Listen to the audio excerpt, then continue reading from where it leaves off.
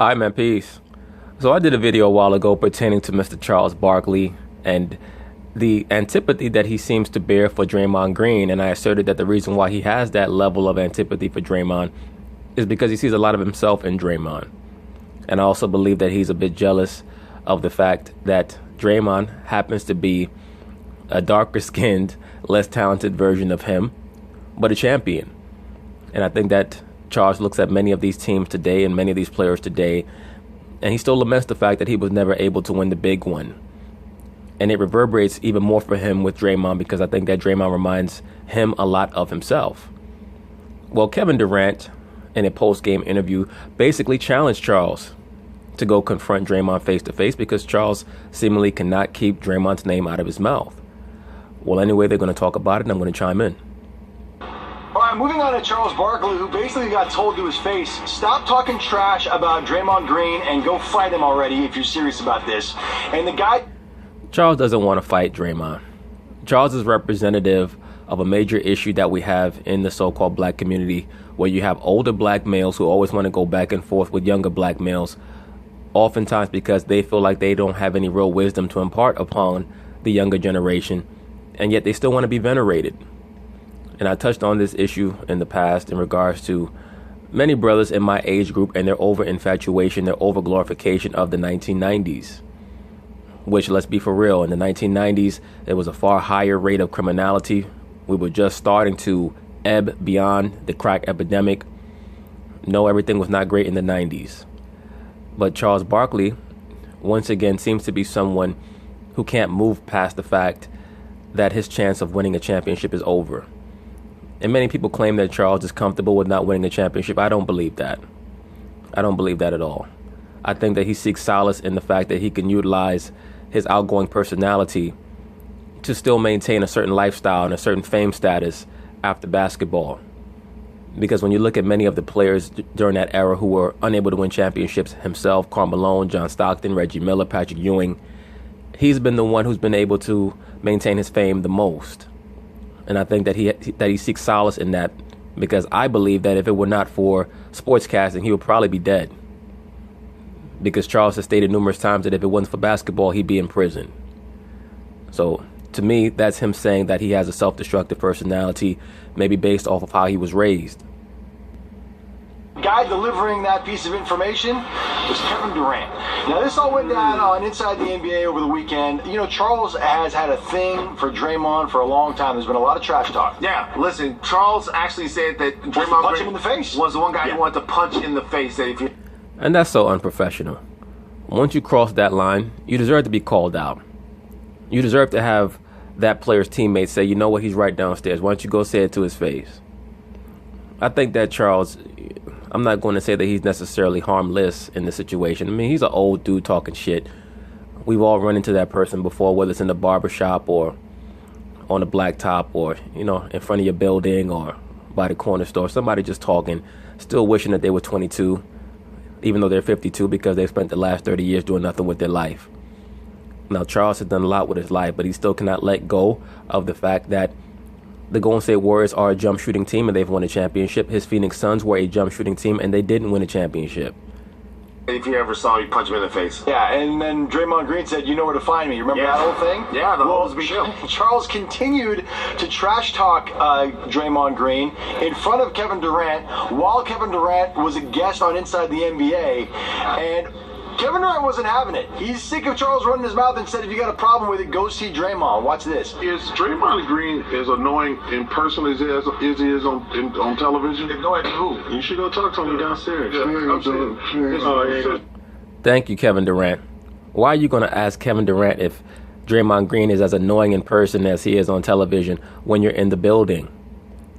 You're supposed to be a reporter now. Go downstairs and ask him. Go downstairs and ask him. Let me rewind this back a little bit. Running his mouth and said, if you got a problem with it, go see Draymond. Watch this. Is Draymond Green as annoying in person as he is on television? No idea who. You should go talk to him downstairs.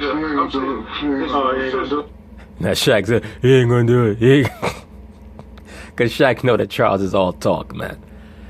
Charles hasn't had a real fight in probably 25 plus years. Matter of fact, I think the last altercation that Charles had is when Oakley slapped the shit out of him at the collective bargaining agreement meeting back in '98, whenever that was. Since then, Charles has said, you know what, I'm going to leave the fisticuffs alone. I'm just going to talk shit now.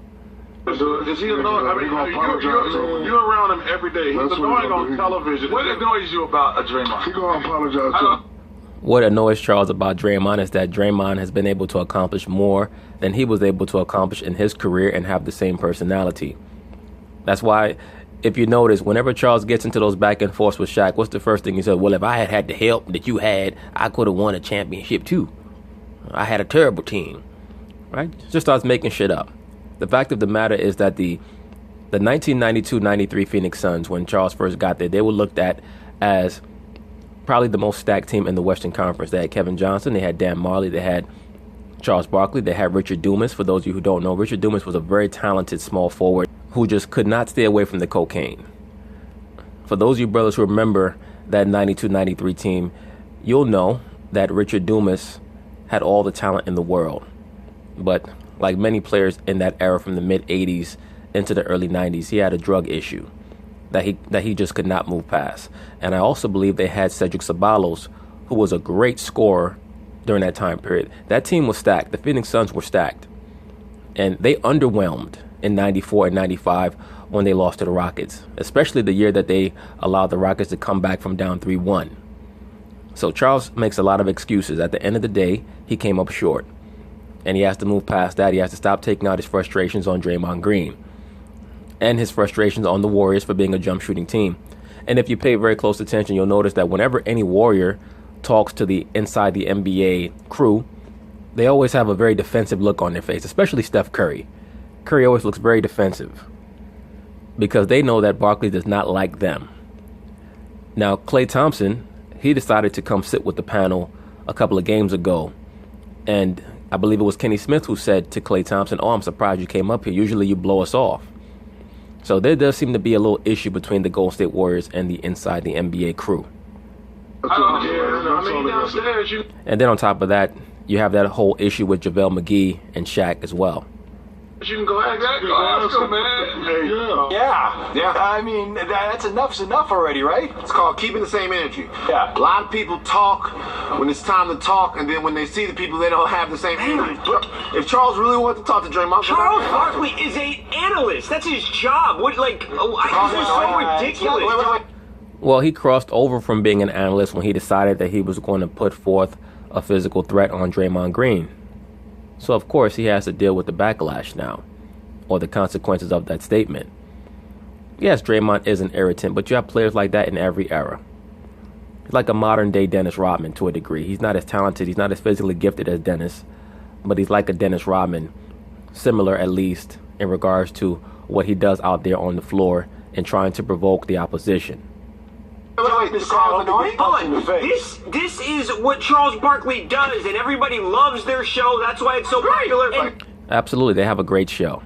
But sometimes Chuck goes overboard. Sometimes Shaq goes overboard as well.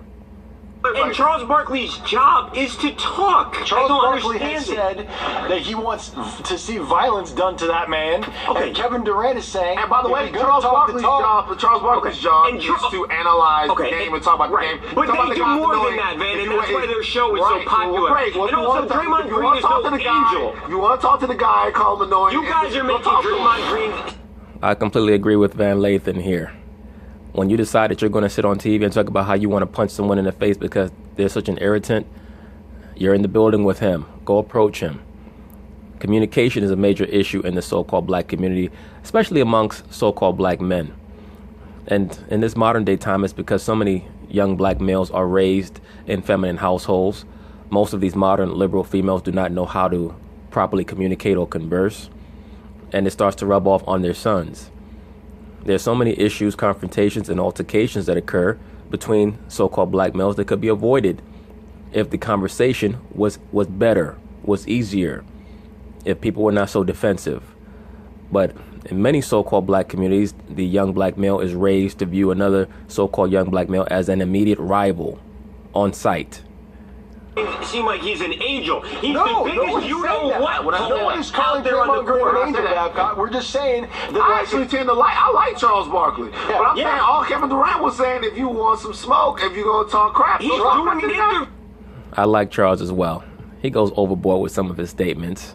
And oftentimes they put a microphone in his face and ask him about race when he's not really qualified to talk about race. But that's okay. I know why they do it. For the same reason why they do it with every other prominent athlete. Because they're trying to condition the so-called black community into believing that these assets on television who are bought and paid for actually have the best interest of the so-called black community in mind. And they're actually capable of acting as intermediaries between the so-called black community and the Caucasian elite.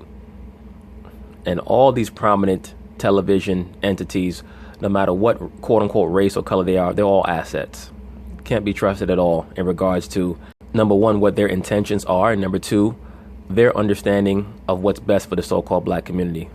They've already been compromised. They're making 7-8 figures a year from the same Caucasian elite that many so-called black people believe are oppressing them. So why would you trust a so-called black celebrity to act as a liaison between you and the Caucasian? It makes no sense. Interview. He asked him if Draymond's annoying because Draymond is annoying on the court. All right, listen, if you think he's annoying, go down there and say, yo, think you're annoying. If you want to punch him in his face, go punch him He in his didn't face. say he wanted to fight him. He's doing his job. He did say...